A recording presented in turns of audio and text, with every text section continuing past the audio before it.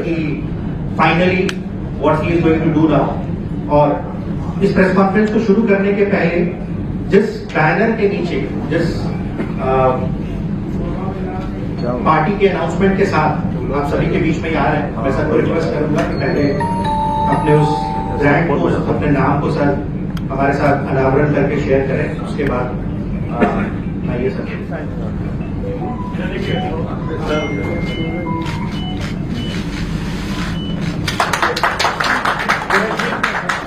Sir ma'am आप सभी लोग, आप लोग यहाँ सभी लोग आए।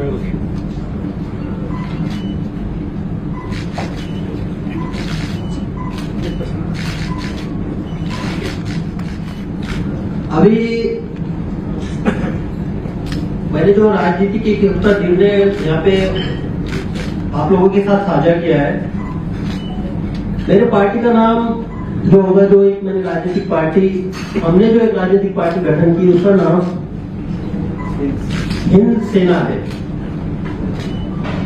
अब ये पार्टी का नाम हिंद सेना क्यों है? मेरा जो सेवा काल रहा है, सेवा काल की शुरुआत भी जय हिंद से होती थी। और जब मैंने रिसिग्नेशन किया और अंतिम मैंने रिसिग्नेशन एक्सेप्टेंस के बाद लोगों में जाने के लिए मैं निकला हूं, तब भी मेरा जो अंतिम सेवा के लिए एक संदेश था वो जय हिंद का था। तो जय हिंद में मुझे हिंद जो वर्ड है, जो शब्द है, वो मेरे उनके हर कतरे में पिना हुआ है, जिसमें मिला हुआ है। हिंद मीन्स भारत। ये जो हिंद है, ये मुझे पहले भी सर्वोपरि था, आज भी मुझे सर्वोपरि है, और आने वाले भविष्य में हिंद मुझे सर्वोपरि रहेगा। दूसरा जो वर्ड है सेना, जो सेना ये शब्द है, इस पार्टी के माध्यम से मैं उन जवानों की तलाशों में हूं, जो सेना के जवान जो इस पार्टी के कार्यकर्ता बनेंगे, वो बिहार के हक के लिए लड़ेंगे, वो लड़ाकू होंगे। एक जवान की जो क्वालिटी होती है, जैसा पुलिस का जो जवान होता है वो क्राइम के खिलाफ लड़ता है, सेना का जो जवान होता है वो अपने बॉर्डर के लिए लड़ता है, देश की सुरक्षा के लिए लड़ता है। उसी तरह हिंद सेना का जो जवान है, जो कार्यकर्ता है, वो बिहार के हक के लिए लड़ेगा। तो जो रन फॉर सेल्फ मैंने शुरू किया था, और रन फॉर सेल्फ के दौरान मैं युवाओं से मिला। हालांकि रन फॉर सेल्फ में एक मेरा और एक मोटिव था, अवेयरनेस कितने मात्रा तक नीचे पहुंची हुई है, और दूसरी बात है कि लोगों के मन में क्या है, विशेषकर युवाओं के मन में क्या है, युवा क्या सोच रहे हैं, वो मुझे जानना था। तो विगत एक माह के अंदर जो पुलिस के 12 रेंज है, उसमें से बेतिया रेंज छोड़ दिया, बेतिया, मोतिहारी और बगल जो आता है, वो 3 जिला छोड़ के ऑलमोस्ट सारे जिलों को मैंने टच किया। वहां के दूर-दराज क्षेत्र में, गांवों में मैं गया, वहां के युवाओं से बात की, वहां के महिलाओं से बात की, वहां से जो बुजुर्ग है उनसे बात की। तो मुझे जब सबसे बात करने के बाद 2 बातें जो है वो प्रमुखता से सामने दिखाई दी। सबसे पहली बात, 75 साल के आजादी के बाद भी, 75 साल के आजादी के बाद भी बिहार के जो दूर दराज के क्षेत्र है, कई गांव है, उन तक जो बुनियादी सुविधाएं पहुंचनी चाहिए थी वो नहीं पहुंची। रोजगार, पलायन, ये तो बड़ी इशू है, लेकिन जो बुनियादी सुविधा है, एग्जाम्पल के तौर पर बताता हूं, आदमी के लिए जीने के लिए सबसे इम्पोर्टेंट क्या है गांव में, वो है पानी। तो जब मैं जम्मू क्षेत्र में गया, सिकंदरा प्रखंड में, सिकंदरा प्रखंड में अभी गर्मी शुरू हुई, आप अभी देखिएगा आने वाले 3-4 महीने में वहां के लोग जो है गांव के, वो अपने पशुओं को, मवेशी को लेके खगड़िया और सरसा के दियारा में जाते हैं, पूरा अपना वही निकालते हैं ताकि उनको वहां पे पानी मिल सके और जिंदा रह सके पशु। उसी तरह रोहतास जो पहाड़ी है उसके आसपास के 30-40 गांव है ताराडी पंचायत के, वहां के जो लोग हैं वो भी अपने पशुओं के लिए लेकर 4-5 महीने के लिए, जिसको डीला कहते हैं, सोन डीला के अंदर ले जाकर वहां रहते हैं। आप यकीन कर सकते हैं, हम तो शादियां मनाते हैं, ये जो अभी आएगा शादियों का मुहूर्त आएगा, फेस्टिवल का भी सीजन है, लेकिन उनके लिए ये नहीं होता। इस मुहूर्त में वो सिर्फ अपने जो पानी की समस्या है उससे जूझते हुए रहते हो। जो शादी वादी की जो उनकी कीमती बात नहीं होती कि पानी की बात है। उसी तरह हम बहुत सारे गांव में लोगों को पक्के छत नहीं पहुंचा पाए हैं और बहुत सारे गांव में लोग इतने समर्थ भी नहीं है जो अपने चॉइस से कपड़े पहन सके, खरीद सके और अपने दो वक्त की रोटी अपने बेटा बेटी इनको खिला सके। तो 75 साल के आजादी के बाद ये वहां की भयावह स्थिति है। और जो दूसरी बात थी जो मैं युवाओं में देखना चाहता था, उनसे मैंने वार्तालाप किया, संवाद किया। जब भी आप दूर दराज के क्षेत्र में आपको भी अपील करता हूं, आप कहीं पे जाइए और सिर्फ उन लोगों तक कैमरा लेके जाइए और उनसे बात कीजिए, वो आपके सामने समस्याओं का अंबार लगा देंगे, एक फेटिस्ट आपके सामने रख देंगे उनकी समस्याओं की। तो जब वो आपके सामने समस्याओं की फेटिस्ट रखते थे, मेरे सामने जब रखते थे, युवाओं में एक था कि उनके नजरों में मुझे एक बदलाव की आस भी दिखती थी। हर युवा जो है वो बदलाव चाहता है, लेकिन उनकी बॉडी लैंग्वेज जो है वो हमेशा शो करती कि कुछ होप सुनने है कि बदलाव आए, लेकिन बदलाव लाएगा कौन? विगत 75 साल के इतिहास के बावजूद उनकी स्थिति वहीं की वही है। तो उनकी एक खूब मुझे देखिए कि आप बदलाव लाइए। तो बदलाव मेरे सामने था कि लाया कैसे जाए।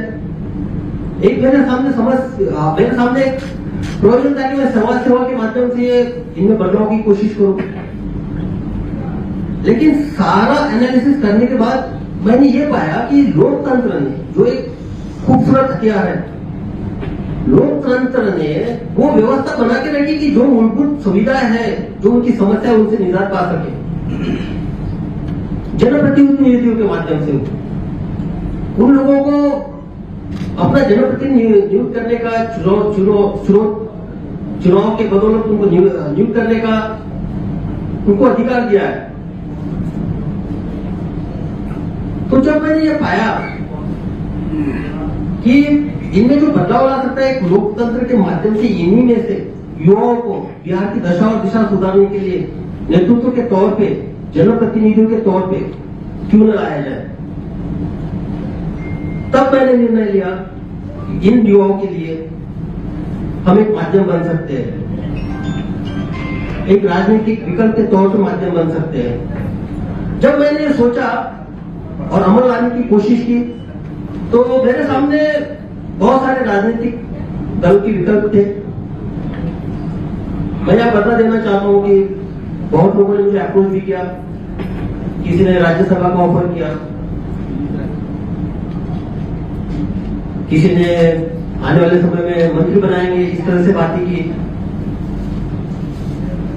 काफी लोगों ने चलाया था, किसी ने इस तरह से अप्रोच किया, नाम नहीं लूंगा, कि आपको सीएम का फेस वहां पे हम प्रोजेक्ट कर सकते हैं। तो भाई ये एमएलए बनना, एमपी बनना, मंत्री बनना, ये तो मेरा स्वार्थ नहीं है। जो मैंने पुलिसिंग में सेवा दी वो निस्वार्थ होकर दी। तो मुझे जो चाहिए था, ये युवाओं की दशा और दिशा सुधारने वाला एक जनरेशन यहाँ पे चाहिए था। तो मैंने सोचा और अमल में लाया, क्यों ना हम युवाओं की पार्टी बनाए, जिसमें जो जुझारू युवा है उनको हम एक चांस दे सके। अब जब पार्टी का डिसाइड हुआ तो अब इसका किस विचारधारा के साथ चलेगी, एक समस्या थी। तो बाकी पार्टियों की विचारधारा तो सब लोगों को पता है। तो मेरी जो विचारधारा थी वो पुलिसिंग में मैंने जो सीखा, सेवा देते वक्त मैंने जो समझा, लोगों के बीच जाके जो मैंने महसूस किया, उसी के बेसिस पे मेरी विचारधारा थी। मुझे इससे पहले बहुत लोगों ने सवाल पूछा था, ये जो ऊपर सिंबल है त्रिपुंड वाला, तो ये बोला कि शिव जी का त्रिपुंड है, और शायद तो मेरे माथे में भी जो बात करता हूँ तो ऐसा त्रिपुंड दिखता है, तो ये आपका शिव जी का त्रिपुंड है। बहुत लोगों ने अपने कयास लगाए, नहीं, उसके पीछे जो है आप बैकड्रॉप में देखिए, बैकड्रॉप में खाकी का कलर है, खाकी मीन्स यूनिफॉर्मिटी, और त्रिपुंड जो है मेरे पार्टी के फाउंडिंग प्रिंसिपल्स है, मेरी ideology, humanity, justice and service, मानवता, न्याय और सेवा। अब मैं मानवता से क्या एक्सपेक्ट कर रहा हूं, सिंपल है मेरा, मानवता यानी संवेदनशीलता। तो जो मुझे कमी पाई गई जब मैं घूम रहा था, तो संवेदनशीलता की बहुत कमी पाई है।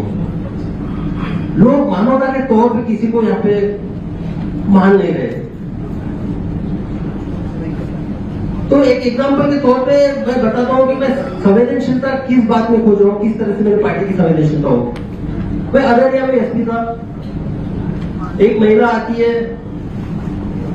दरवाजे पे खड़ी होती है, उसने भी मेरा जो बाहर का गार्ड होता है, दरवाजे वाला, वो अंदर आता है, हंसते हुए आता है, बोलता है सर, क्योंकि जनरली मेरे एसपी पीरियड में आपने देखा कि दरवाजे को गेट नहीं लगता था, पूरा खुला रहता था।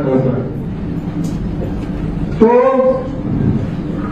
हंस के बोला कि सर ये महिला आई है, बहुत ही ताना की है और बोलती कि इसका बकरी चोरी हो गया है। तो जब वो हंसा तो मुझे लगा कि ये जिस सेवा के लिए संवेदनशीलता के तौर पे इसको देखना चाहिए तो उस समस्या को नहीं देख रहा है।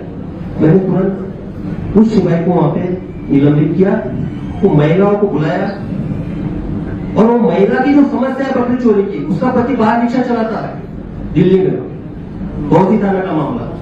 तो मैंने अपने आप को पूछती जगह देखा, उसका पति बाहर है, उसके लिए उपजीविका का साधन यहाँ बकरी है। अगर मेरी बकरी उस महिला की जगह चोरी होती थी और मैं उस जगह रहता था तो मुझसे क्या बीती थी। तो मुझे लगा कि ये भयानक गंभीर समस्या है। मैंने बहुत ही थाना प्रभारी को फोन किया और बोला कि शाम तक ये बकरी रिकवर होनी चाहिए, और शाम तक वो बकरी रिकवर हुई। तो ये जो संवेदनशीलता है, मीन्स कोई भी आपके पास पीड़ा लेके आता है, दर्द लेके आता है, आपका दुख बताने आता है, तो इस पार्टी का जो भी सदस्य होगा वो अपने आप को उसकी जगह रख के सोचेगा कि ये जो दर्द है, दुख है, इसके प्रति उसकी क्या संवेदनशीलता होनी चाहिए। दूसरा जो मेरा फाउंडिंग प्रिंसिपल है वो है न्याय का, वो है अभी सामाजिक न्याय। अब मैं यहाँ सर्विस में आने के बाद 2018 साल में, और उससे पहले भी जब मैं लिटरेचर पढ़ रहा था बिहार के संबंध में, सामाजिक न्याय की बात होती थी कि हम सामाजिक न्याय के लिए राजनीति करते हैं, सामाजिक न्याय के तौर पर नहीं करते। तो सामाजिक न्याय है क्या यहाँ पे? मैंने फिर समझने की कोशिश की, सामाजिक न्याय क्या है।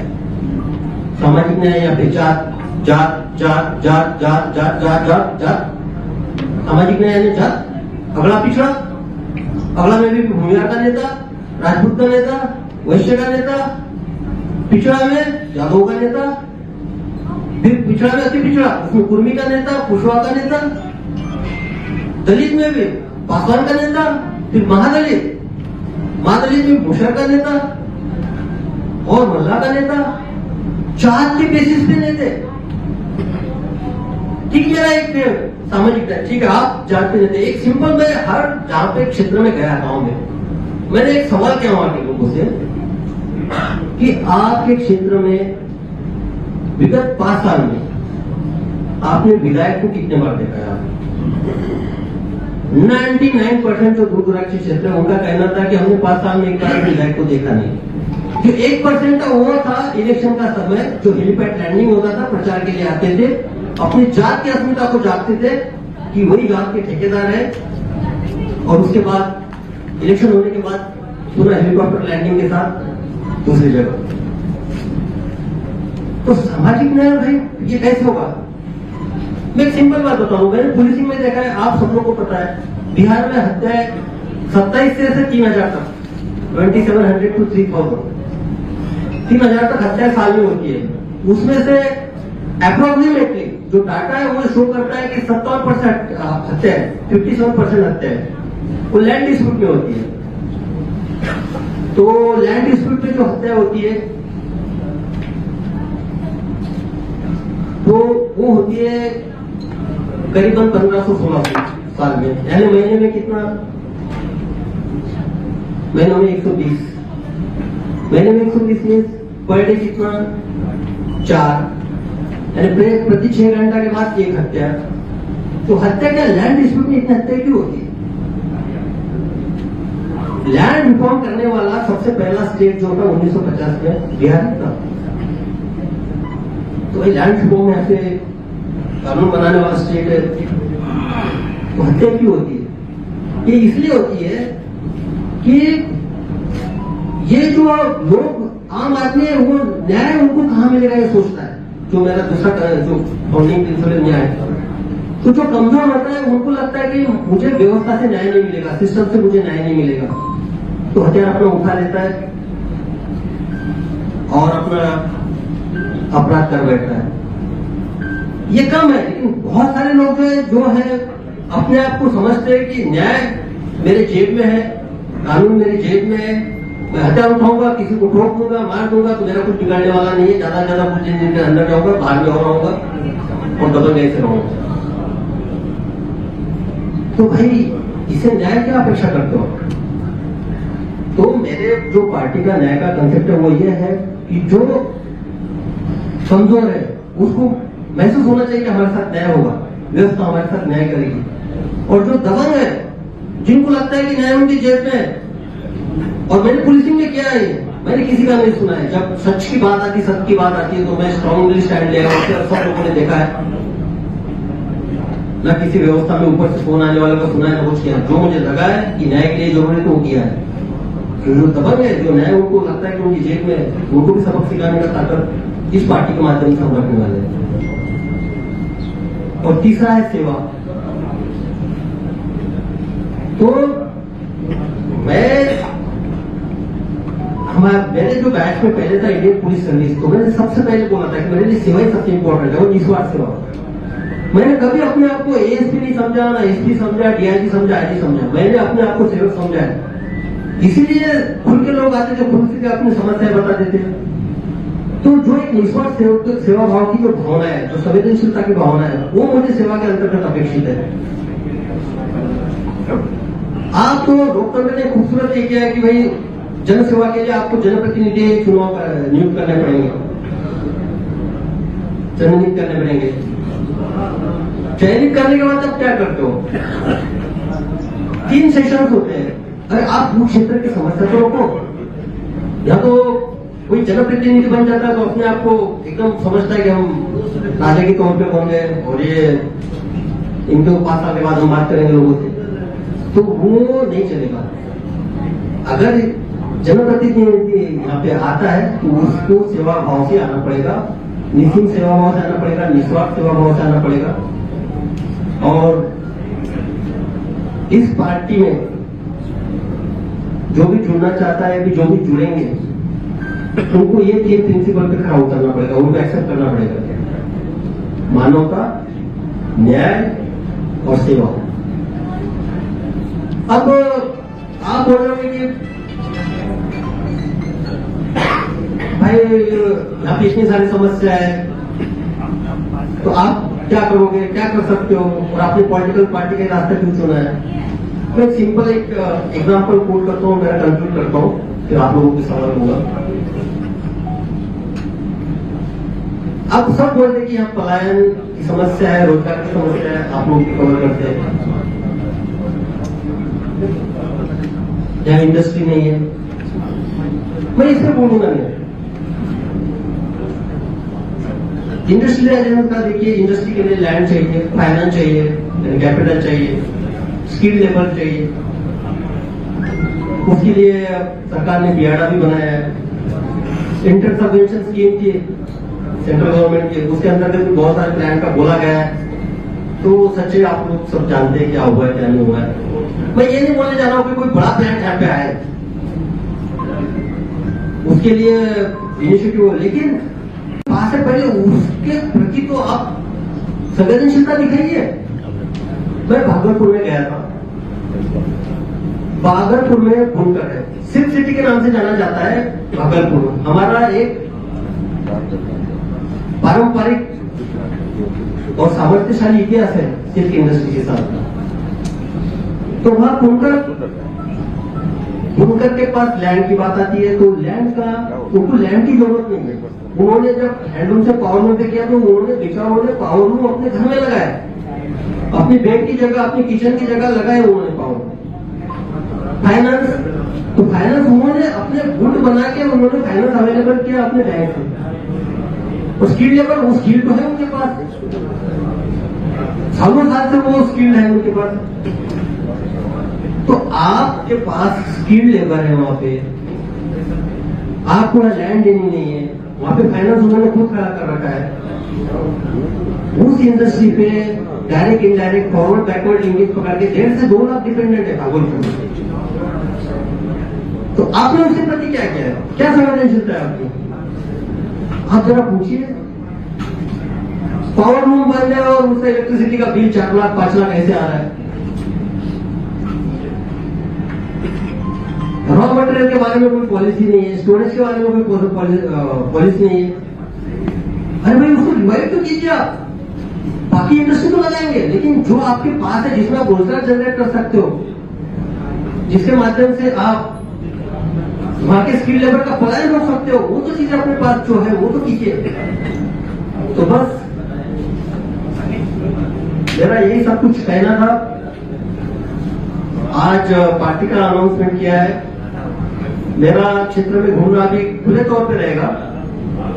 एक पार्टी का राष्ट्रीय जो अध्यक्ष है, पार्टी का गठन कल ही हुआ है, 7 अप्रैल 2025 में पार्टी का गठन हुआ है। सर्वसम्मति से वहां राष्ट्रीय अध्यक्ष के तौर पे मैं हूँ, शिवजी पवन राव लांडे है। अब मेरा जो घूमने का सिलसिला है बिहार में जारी रहेगा। संगठनात्मक तौर पे लोगों को मुझे चूज करना है, उनको जानना है, पहचानना है, कौन जो मोटिव है, जो फिलोसॉफी है, जो आइडियोलॉजी पार्टी को आगे बढ़ा सकता है और आगे बढ़ना है।